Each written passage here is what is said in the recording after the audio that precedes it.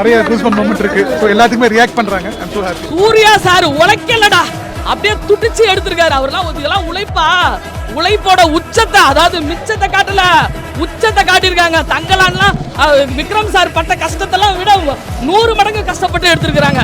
கண்டிப்பா ஓடிட்டா அக்கா சொன்னா சத்தியமா கேட்கும் கடவுள். இந்த படம் ரொம்ப நல்லா இருக்குங்க. எனக்கு ரொம்ப திருப்தியா இருக்கு. I am very very happy, very happy. ரெஸ்பான்ஸை பார்க்கும்போது ரொம்ப ரொம்ப சந்தோஷமா இருக்கு. பார்ட் 2 ஒரு ஹெவியான ஒரு லீட் இருக்கு. அது சார் தான் சொல்றேன். தமிழ் திரை உலகத்துல நம்ம இவ்வளவு நாள் வந்து 7ஆம் அறிவை பார்த்திருப்போம், எத்தனையோ பொன்னியின் செல்வம்லாம் பார்த்திருப்போம்.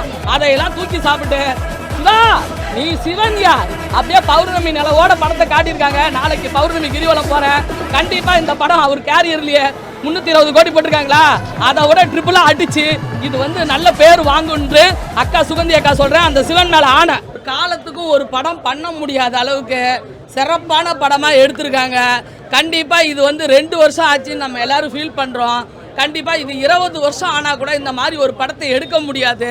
உண்மையாலுமே சொல்றேன், தமிழ் திரை உலகத்துல நம்ம இவ்வளவு நாள் வந்து 7ஆம் அறிவை பார்த்துருப்போம், எத்தனையோ பொன்னியின் செல்வம்லாம் பார்த்துருப்போம். அதையெல்லாம் தூக்கி சாப்பிட்டு 1070 இந்த மாதிரி ஒரு கதை நடந்துச்சுன்னு சிவா நீ சிவன் யார் அப்படியே பௌர்ணமி நிலவோட படத்தை காட்டியிருக்காங்க. நாளைக்கு பௌர்ணமி கிரிவலம் போறேன்.